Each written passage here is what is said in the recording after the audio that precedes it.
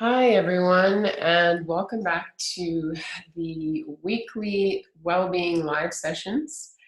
We've been gathering every day from 1 to 1:30 in the afternoon to bring to you some important topics for health and well-being at this time with our COVID-19 transition. So we've been looking at a few different topics.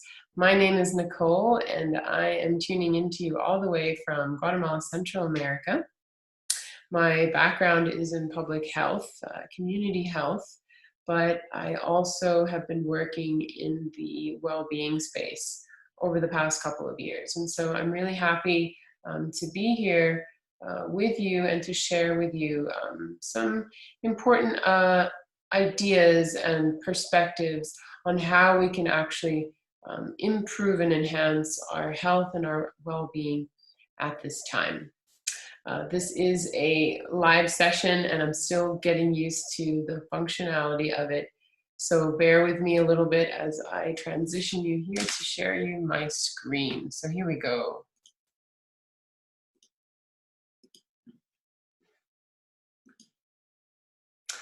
All right, so this is the weekly programming, and it's really based around having healthy relationships, not just with family, not just with our clients and our colleagues, but it has to start with ourselves. And so we'll look at some different ways that we can do that. These are the objectives, which you've probably seen before. The idea is to have programming to accompany you in this very, very unique time. Not only you, but also your family. I encourage that if you are with family members, please have them join you because this will give you guys also an opportunity to discuss some of the things that you will learn here today. There are some self-reflection exercises here just to get some self-awareness, and of course, guidance and practices, which I hope are beneficial to you, your family members, and friends. So yesterday we discussed the family quarantine and within the context of COVID-19. Of course, we are all having some similar experiences in the sense that COVID-19 has really impacted our health, our finances, our lifestyles have been disrupted in so many different ways. And of course, you know, the challenges, of course, there are many different kinds of challenges that we are all faced with, you know, ranging from physical challenges of the space, you know, not being able to frequent the places that we usually are able to go to. Of course, stress and anxiety can build up easily in situations where there's a lot of uncertainty, and especially if we don't have any practices or anything set in place to prevent stress, this can become problematic. On the emotional level, of course, our relationships, how are we dealing with conflict? Because no doubt conflict will arise and be there as we're all ourselves, including our family members, our colleagues, and our friends and loved ones near and far, all dealing with the challenges that COVID-19 is bringing with it. Of course, there are social challenges, financial, economical. But what I would want to sort of draw our attention to here is that every person is dealing with those challenges in their own subjective way. And this depends greatly on the resources that they have available to them. And I don't just mean financial resources, but these are other kinds of resources as well. The mental resources, the emotional resources, perhaps on a more invisible level.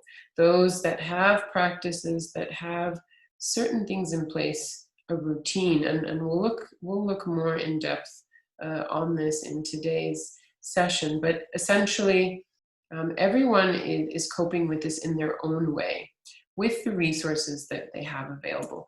And of course, this affects directly the way that we relate to each other, how we communicate our needs, how we communicate in conflict, how we respect ourselves with healthy boundaries, and of course, how we respect others. And not just through actions and words, but also in our nonverbal communication.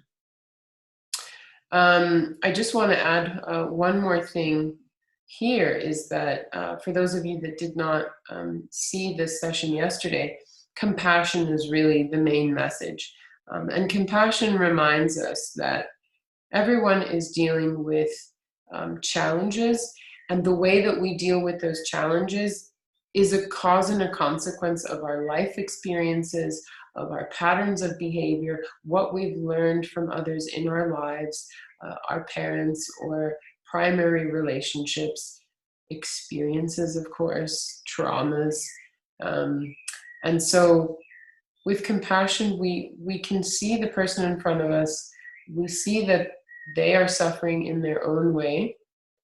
And we can relate to them in the sense that we can ask questions. We can take time to understand where it is that they're coming from. Because most likely they want peace and harmony just like you. But each person has a unique way of getting there, and it's not by any means perfect. But it is something that is a cause and a consequence of their lives. So my recommendation is to practice compassion, and we can do this if we understand people more, if we take the time to ask questions. And this will also calm us in the sense that we will realize that not everything is intentionally harmful. It's just that we all handle and deal with things in a very individualized way. So let's move on to today's topic, and that is energy focus and sleep for resilience. Now, I just want to point out that in order for us to be resilient, we need to take care of our energy sources. We need to take care and sharpen our focus and attention. And we also need to make sure that we are getting that rest and repair, the sleep that is needed for us to recover on a daily basis in order to deal with the challenges that we have to face. So let me come back to the camera here. Okay. So we're all, our lifestyles have been disrupted. We're dealing with many different situations. We're not sure how long this is going to continue, but there's a lot happening. We are multitasking our home duties with our work duties. We are having to balance out our personal needs with the needs of our family members, with the needs of our colleagues and teams that we work with. For those of us that are running our own businesses, our client needs, and how much these are also changing and adapting within the current context. Of course, we are all dealing with conflict at some kind of level, whether that is at home or in business. We're all having to deal and cope with the conflict that is naturally arising in this situation. And so with all these different things, including the news, what is the news coming out with, what's going to be happening in the future, how everything is changing, that creates a lot of noise. There's a lot of noise and there's a lot of distraction. And all of this distraction is essentially competing for our focus and for our energy. And if we don't have some kind of a plan, if we don't have some sort of routine or format, it's very easy to lose your focus, to lose your concentration, and to basically waste your energy in a very inefficient way. And so this is what I want to talk about today. To understand what are our energy sources, how we can sharpen our focus, and basically having a balance of replenished energy sources and a plan for focus is what's going to allow us to have balance. And with this balance, every day we can be resilient and we can achieve the goals that we have. And we can do this in a healthy way that supports ourselves and that supports our objectives, that supports our home, and that supports our teams. So let me share my screen.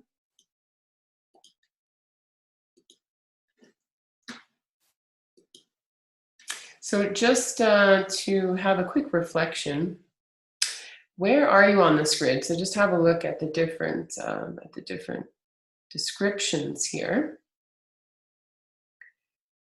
And essentially what we are looking at here is a line of energy from low to high, as well as focus from low to high.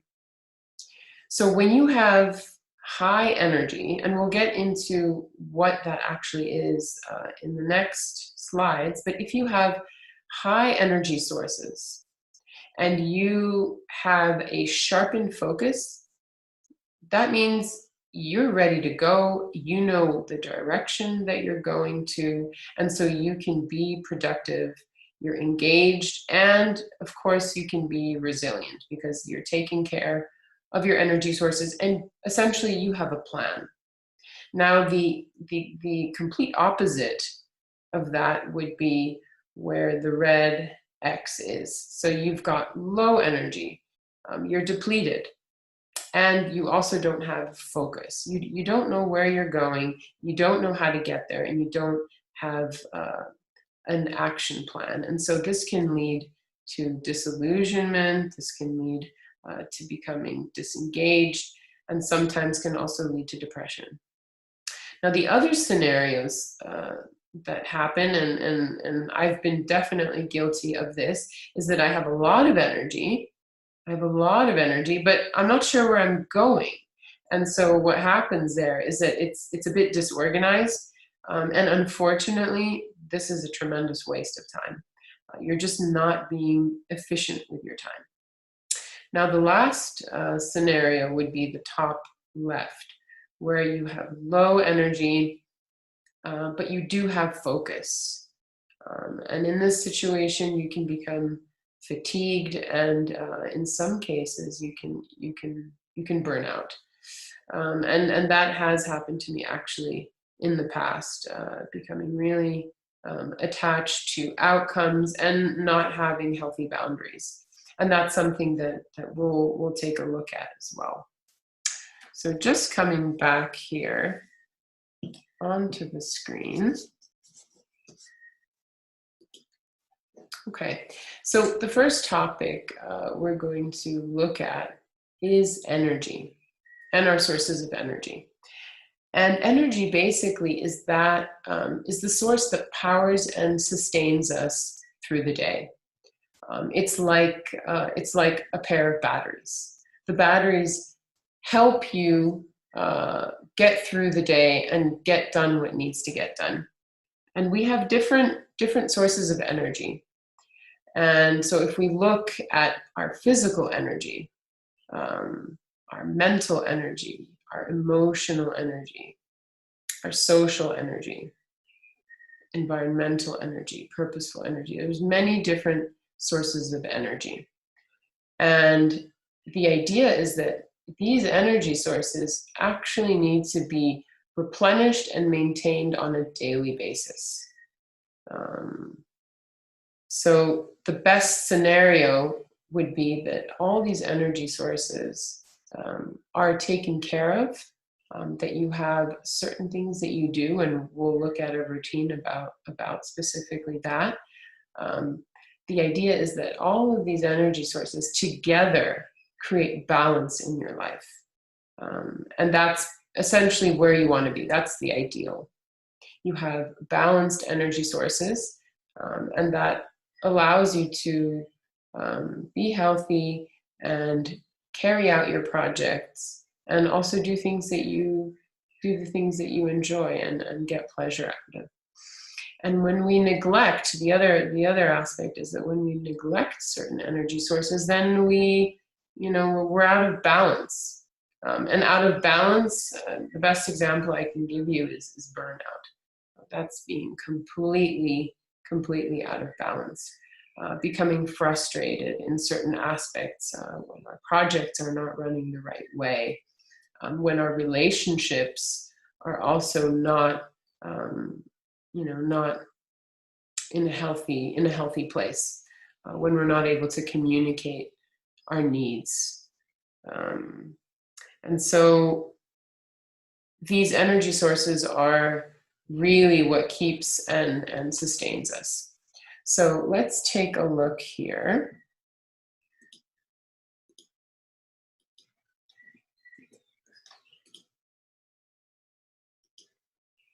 So as I was mentioning, there are different energy sources. Here are some examples.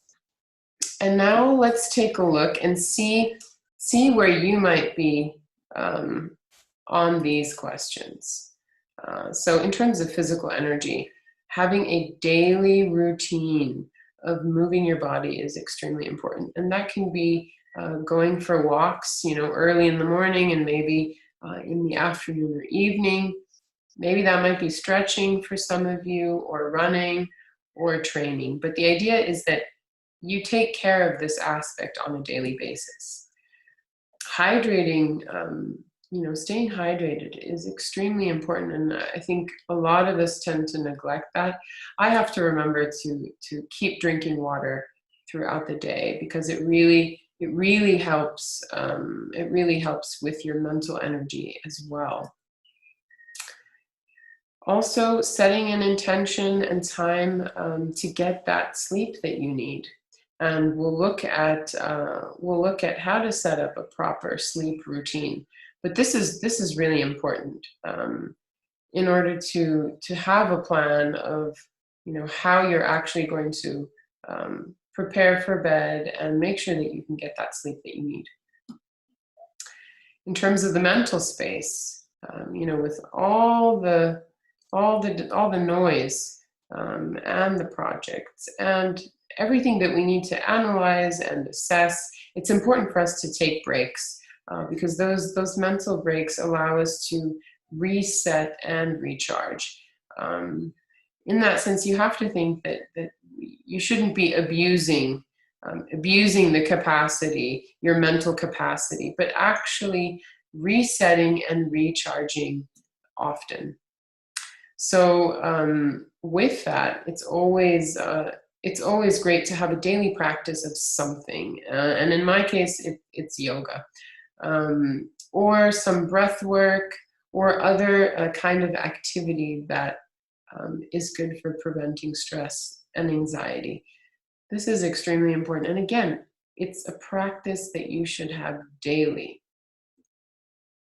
When we look at our emotional energy, there's a lot of changes that we are having to go through, that we are having to deal with. And so it's important that we also adapt, and that we accept change as it comes. Otherwise, we meet with conflict and disappointment.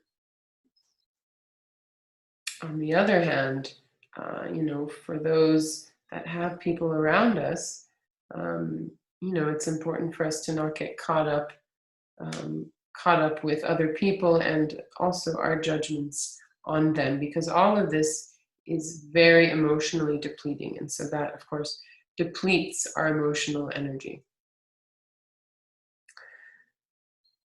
Here, of course, this is also a valuable one, which is accepting your own imperfections. And being able to still remain a friend with yourself no matter what. This touches on an aspect of self-worth, which is not the focus of today's session, but self-worth is about having an unconditional friendship with yourself. And given the circumstances, and I include myself in this, we are by nature, very demanding on ourselves. We set very high expectations, and we're very critical of ourselves. And self-worth here, the main message here is that no matter what happens, you can still be a friend to yourself. And it's not just any friend, it's an unconditional friend to yourself. You have the freedom. This is definitely something extremely powerful, and I will actually talk more about this, about self-worth, on our Friday topic. On the social energy, it's important to connect with people that support and inspire you. This really, it's especially when we are in isolation, we're not able to, to engage with those friendships in the ways that we're used to. But it's important for us not to isolate and to still get that support from our networks, whether that's on a phone call, on a Zoom video call. I mean, it's really important for us to connect and exchange and share ideas with people that help us feel good, and that we identify with, and that we've shared experiences with. And here also it's important that we're able to ask for help instead of struggling with things on our own. So these are just some examples of our energy sources. Of course, in terms of purposeful energy, it is to have a purpose, to have a cause, to feel that you are helping others in some kind of way. So let me move on to the next. And the next is focus. So this topic is really interesting. And I think the best take home of this is that focus is about 99% of exclusion of all the noise and zooming in on the 1%. Now, focus is about where we place our attention and our energy. And another really big sort of insight in terms of focus is that it is not about the quantity, but it is about the quality of our attention. So if we can deal with one task or one project at a time and give it our undivided attention, versus trying to do 20 projects all at the same time, and then our focus is absolutely scattered. So this is about knowing and placing your attention on one thing and moving forward. So just some ideas here is having a daily plan. And this plan needs to be updated every single day so that you know where you're going and what needs to be accomplished. This is about having defined priorities. And in this case, 20 priorities is having no priorities. So really here you actually have to pick and choose what is the most important, what you will move forward with. Here, as I was mentioning, in terms of the quality of your attention and not the quantity, is sort of breaking up into smaller blocks of time and being able to complete the tasks and projects that you have. Also, of course, having a designated area where you do conduct your work in order to avoid and prevent any kind of distractions. This is important, that you have a place where you know you can work effectively and efficiently, and you won't have, or you will minimize disturbances. Of course, as we are in quarantine, it's important to have a work schedule and to make that known to others in the house. That way they can respect your time, and you also know that you have that time to do your things and not have to worry about others or expectations or obligations. Now, this one's really important, preventing distractions versus managing them. Managing distractions means you're already having to waste precious time to manage the distraction instead of preventing it completely. And with working and focusing your attention on something um, means to be able to prevent distractions. And one great example I can use here is basically keeping your phone on airplane mode, for example, when you need to get through something extremely important, because we're always receiving messages, emails, phone calls. And so being able to actually focus our attention on the important thing that needs to be moved forward is essential. Planning is also extremely essential for focus. And basically, just as every day we have a plan of what we want to accomplish, we also need to know this for the incoming week. What is it that we want to accomplish? And for the incoming month, as well as the incoming quarter. So moving on to sleep. And I really like this picture because this baby looks extremely rested. Is that sleep is essential for our health and our well-being. Sleep has many different functions. It is restoring our energy. It allows for repair and growth of tissues, injuries. It's when we release hormones. It also helps our psychological health. And this is, relates to the typical, sleep on it and feel better in the morning. Of course, it helps our mental concentration, our focus, our memory, and of course, our performance. And when we get the sleep that we need every day, we can be resilient. We come and meet each day with energy, with focus and concentration. So we can be resilient when there are challenges. Now, when we look at some of the facts, we know that regular exercise helps us with sleep. And, these are things that you have to experiment and experience on your own. This isn't just about theory. This is about actually applying these things in your own way, making it your own. We also know that stress, physical and mental illness contribute to insomnia. And this basically manifests during the day as poor concentration, mood disturbances, memory, as well as concentration. Now, one of the biggest distractions for getting sleep is having access to the internet. And I think we can all relate to that. How many times have you been with your smartphone in bed, reading articles, checking your emails, responding to messages, maybe even being on the phone? And finally, which I thought this was kind of interesting, is that we're the only mammals that actually delay sleep. So let's have a look here at the sleep schedule. This is something that you should all consider if you don't have something set up already.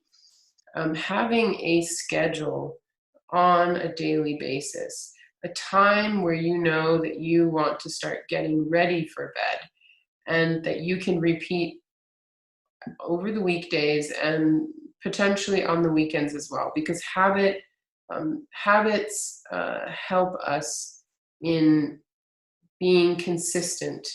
Having a plan helps us to be consistent. So if we look on the next point, having a bedtime ritual is also part of this schedule. So in my case, I like to do some reading before I go to bed, and this helps me to wind down. It gets me relaxed, and it sort of prepares me for getting that good night's rest. This can also be maybe some breathing exercises. This could be maybe some stretching. So that ritual can be specific to you and how you like to relax and wind down.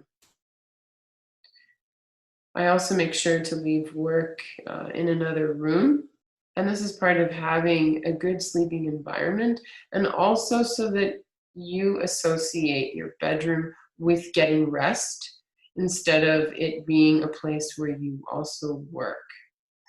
And I think I can't stress this enough, because having computers, having work things out in the bedroom sort of activates our brain to continue sort of working on things or thinking about things, even when they are just out in plain view.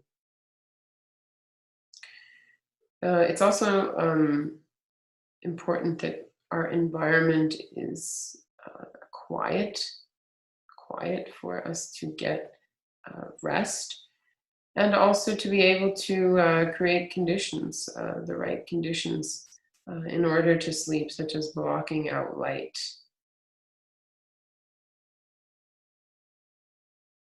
Now, with digital devices, it's always a challenge, because of course, we have taken those into our bedroom.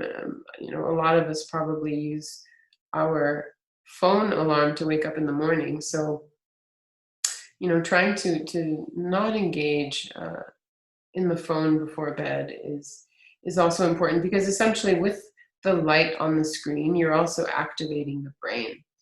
And depending on what messages or emails that you get, these might actually provoke stress, depending on what the message is. And that has the potential to disturb your sleep. It's also important to make sure that your mattress and pillows are comfortable, that you can get good sleep, and also that your linens and covers are not too warm. And that's happened to me before, is that in the night I might wake up and the covers are too warm and I'm already sweating. And so making sure that you have that, the right level of warm and fresh. It's also something to consider to have an earlier and lighter dinner, so that you can avoid having a full stomach as you get to bed. A lot of times we will have problems digesting a full stomach. And in fact, the digestive system is one of our central systems in the body. So actually at dinner time, because we are slowing down for the evening and we are going to go to sleep, it's important to consider what foods are you eating that will allow for an easy digestion. Typically milk, cheese, meat, these are things that are heavy on the digestive system. So if that is what you are having for dinner, it might be interesting to try something else. Try having lighter foods, things that are easier to digest. And then see how that experience improves your sleep and rest. All right, so just recapping what we've been looking at. We've been looking at energy, focus, and sleep, and how we can have a balance of these three important things in order to be efficient, to be productive, and to take care of our health and be resilient in these times when we are dealing with transition, we're dealing with changes, adaptations. Of course, we understand that there's a lot that's competing for our focus and our energy. It's we don't live in isolation. We live with other people and we work with other people, and everybody has needs and desires, and there's conflict that we have to work through. And so much is competing for our attention and our energy. So we need a plan. We need a daily plan that we can, a daily plan and a routine that we can rely on in order to make sure that we're taking care of ourselves in all the different aspects, taking care of our bodies, giving ourselves mental breaks, making sure that we connect with people that inspire us and that lift us up and that support us, work and handle conflict with our close relationships in an effective way. Otherwise, we do deplete ourselves. Another important point to remember, I think, is that our energy sources need to be maintained daily through a routine. So it's important that we don't neglect one or the other, because that's when we fall out of balance. Our focus is also something that must be sharpened and managed daily, and we do that through planning, through knowing in our day what we need to get through, what are our priorities, and also to have discipline and communicate that. All right. Well, I hope that you've picked up some valuable tips for energy and for focus and for sleep. And I hope that you join me tomorrow, because tomorrow we'll be looking at some of the practices for healthy homeworking. If you've not fully managed an effective homeworking system while you're in quarantine, I hope that you join me tomorrow. I'll be sharing some information about how we can start our day, what is an ideal setup, and how we can then effectively work with others, with our team, with clients, and also some of the aspects of communication and networking. Now is the time to be creative, as we are facing changes and challenges in business. We have to make sure that we are also creating business for tomorrow. So I hope that you tune in and join me on this session. And thank you so much. And if you would like more individualized support on any of these topics, please reach out to me. I'd be happy to hear from you, and you can go ahead and book a session directly on the app. I am doing coaching, and I'm also offering virtual personal retreat experiences, which comprise of a weekly programming where you will have some of these practices included, as well as meditations, physical exercises that are specific for your needs, and easy philosophy in order to create harmony in the home, and just overall have an enhanced experience while you are in quarantine. So I hope to hear from you, and I look forward to connecting with you on our next Wellbeing programming tomorrow. Take care.